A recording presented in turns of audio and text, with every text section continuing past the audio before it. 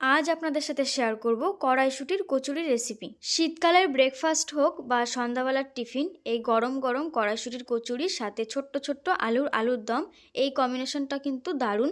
একটা পাত্রের মধ্যে 500 গ্রাম ময়দা নিয়েছি। ময়দার মধ্যে দিয়ে দিচ্ছি হাফ টিস্পুন নুন, 1 টিস্পুন চিনি ও 1 টিস্পুন সাদা তেল। নুন, চিনি ও তেল ময়দার সাথে খুব ভালোভাবে মিশিয়ে ময়াম দিয়ে নেব। ময়দা খুব ভালো করে ময়াম দিয়ে নেওয়ার পর অল্প অল্প করে জল ব্যবহার করে একটা ডো তৈরি করে নেব কড়াইশুঁটির কচুরির জন্য। ময়দা খুব ভালো করে মেখে নিলাম, খুব বেশি শক্ত করেও মাখিনি আবার খুব বেশি নরম করেও মাখিনি। এবার এইভাবে ঢেকে রেখে দেবো 30 মিনিট। এই 30 মিনিটে কিন্তু কড়াইশুঁটির পুরটা রেডি করে নেব। এক বাটি কড়াইশুঁটি নিয়েছি, কড়াইশুঁটিগুলো আগেই ছাড়িয়ে রেডি করে নিয়েছিলাম। সাথে নিয়েছি আদা আর ঝালের জন্য 2টো কাঁচা লঙ্কা, ঝালটা নিজেদের স্বাদ অনুসারে ব্যবহার করবেন। একটা ছোট মিক্সিং জার নিয়েছি।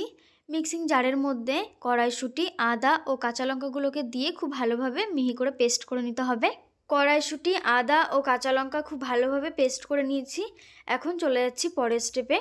একটা কড়াই খুব ভালো মতো গরম করে নিয়ে তাতে 2 টেবিল স্পুন সাদা তেল দিয়ে দিলাম হাফ টিস্পুনের মতো কালো জিরে। কিছুক্ষণ কালো জিরেটাকে ফ্রাই করে নিয়ে দিয়ে দিচ্ছি আদা, কাঁচা লঙ্কা ও কড়াইশুঁটির পেস্ট।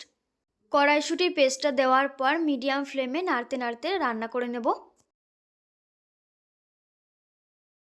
2-3 মিনিটের মতো রান্না করে নেওয়ার পর এখন একটু স্বাদ মতো নুন ও স্বাদ মতো চিনি অ্যাড করে দিচ্ছি।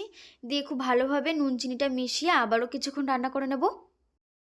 মিনিমাম 6 থেকে 7 মিনিটের মতো মিডিয়াম ফ্লেমে রান্না করে নিয়েছি। পুরটা কিন্তু প্রায় রেডি হয়ে এসছে। এই সময় হাফ টিস্পুনের মতো গরম মশলার গুঁড়ো দিয়ে দিলাম। দিয়ে খুব ভালোভাবে মিশিয়ে নিয়ে আবারও কিছুক্ষণ রান্না করে নিতে হবে। কচুরির জন্য পুর কিন্তু একদমই তৈরি হয়ে গেছে, নামিয়ে নেব। এদিকে ময়দা মেখে রেখে দিয়েছিলাম, 30 মিনিট কিন্তু হয়ে গেছে। এখন ময়দা থেকে ছোট ছোট করে লেচি কেটে নেব। লেচিগুলো খুব বেশি বড়ও করব না আবার খুব বেশি ছোটও না, মিডিয়াম সাইজের লেচিগুলো কেটে তৈরি করে নেব।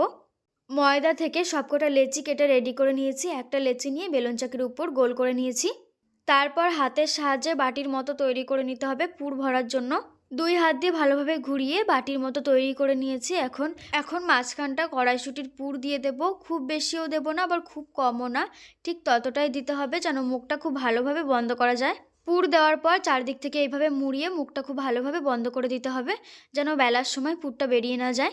এই যে দেখুন, পুরটাকে দিয়ে মুখটা খুব ভালোভাবে বন্ধ করে নিয়েছি। এখন বেলুন চাকির উপর আবারও একটু গোল করে নিচ্ছি সমানভাবে।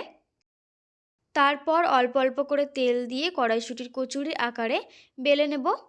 আমার চ্যানেলে নতুন বন্ধু হয়ে থাকলে এখনই চ্যানেলটি সাবস্ক্রাইব করে নেওয়ার অনুরোধ রইল। কড়াইশুঁটির আকারে বেলে নিয়েছি, এইভাবে বাকিগুলোও কিন্তু বেলে নেব।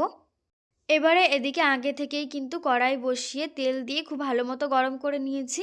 কড়াইশুঁটির কচুরি তেলের মধ্যে ছেড়ে দিয়ে খুব ভালোভাবে ভেজে নিতে হবে। এখানে আপনাদের অনেকেরই মনে হতে পারে তেলটা এত নোংরা, তার মধ্যে কচুরিটা ভাজছি, কিন্তু না, এর আগে অনেকগুলো কচুরি ভেজেছি তাই তেলটা এরকম হয়েছে। কিন্তু তখন ফোনের ক্যামেরাটা অফ ছিল, সেটা খেয়াল করা হয়নি। পরে লাস্টের কচুরিটা ভাজার সময় ক্যামেরাটা অন করে ভিডিওটা করেছি, তাই এরকম হয়েছে। যাই হোক, প্রত্যেকটা কচুরি কিন্তু খুব সুন্দর ফুলেছে।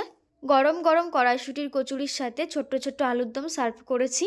আর এই কড়াইশুঁটির কচুরির স্বাদ এই শীতের সময় কিন্তু সবথেকে বেশি ভালো লাগে। তাই আর দেরি না করে ঝটপট বাড়িতে বানিয়ে নিন। সেটা সকালের ব্রেকফাস্টে হোক বা সন্ধ্যার টিফিনে, খেতে কিন্তু দারুণ লাগে। এরপরে আপনাদের সাথে ছোট আলুর দমের রেসিপি শেয়ার করব। আজ এইটুকুই। সকলে খুব ভালো থাকবেন, সুস্থ থাকবেন। নমস্কার।